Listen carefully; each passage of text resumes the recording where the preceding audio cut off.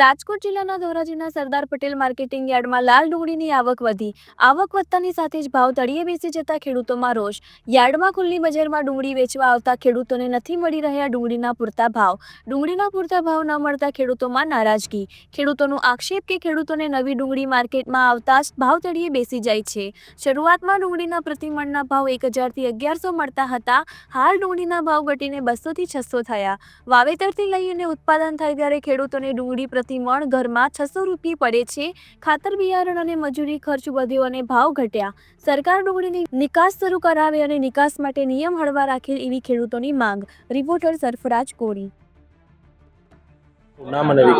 ભાઈ બાવનજીભાઈ કંડોરિયા, ભોપત આંબેડી, જામજોધપુર તાલુકો, જિલ્લો જામનગર.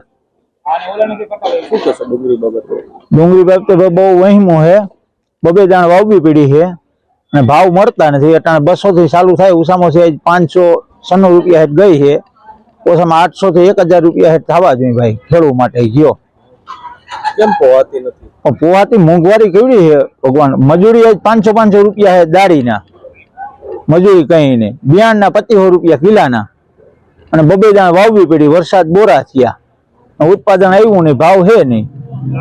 કેવા ભાવ મળવા જોઈએ?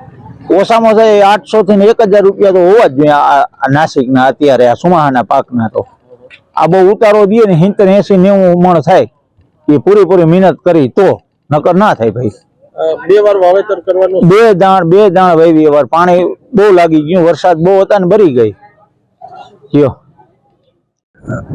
મારું નામ જેઠાભાઈ ખજુડા સોલંકી. હું ડુંગળી યાર્ડમાં લઈને આવ્યો છું. 200 ને 300 રૂપિયા મળે છે, વધીને 500 અને અત્યારે અમારે 1000 થી 1200 રૂપિયા મળવા જોઈએ તો અમને આ પોહાય એમ છે. એવી દવા મોંઘી, બિયારણ મોંઘું, નીંદવાના મજૂરી મોંઘા, પોહાતું જ નથી. વાવેતરથી લઈને ઉત્પાદન સુધી મણ કેટલામાં ઘરમાં પડે છે? 300 થી 400 રૂપિયા સુધી તો પડી જાય છે. લાઇટ બિલ નહીં તો હંધું નોખું. કેવા ભાવ મળે છે? કેવા મળવા જોઈએ? 1000 થી 1200 રૂપિયા મળે તો જ ડુંગળીમાં પૈસા મળે. ભાવ કેમ ઘટી ગયા? ભાવ કોણ જાણે હવે આમાં કેમ ખબર પડે વેપારીમાં.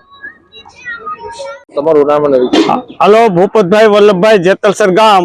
અને હું માર્કેટિંગ યાર્ડમાં ધોરાજી માં ડુંગળી લઈને આવ્યો છું અને અત્યારે પૂરતા ભાવ નથી મળતા. પેલા કે શરૂઆતમાં 1000-1100 રૂપિયા ભાવ હતા, અત્યારે કઈ છે નહીં. અત્યારે 500 માં 400 માં વેચાય છે. તો અમને આવા ભાવમાં કેમ પરવડે? ખર્ચ કેવડા વધી ગયા છે. બબે વખતના વાવેતર કર્યા છે. તો તમારે આ સરકાર તરફથી કઈક અમને ભાવમાં મળે એ રીતે વિગતવાર કરવું પડે.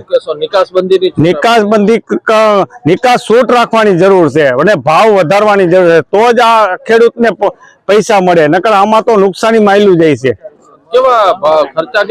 ખર્ચામાં તો 20-25 હજાર વીઘા દીઠ ચાલુ છે. ભાવ કેવા મળી રહ્યા છે? અત્યારે 400 થી 500 રૂપિયાની બજાર છે. શરૂઆતમાં 1000-1100 રૂપિયા બજાર હતી તો કેટલો અડધો ફેર થઈ ગયો. તો ખેડૂતને શું કરવું આમાં?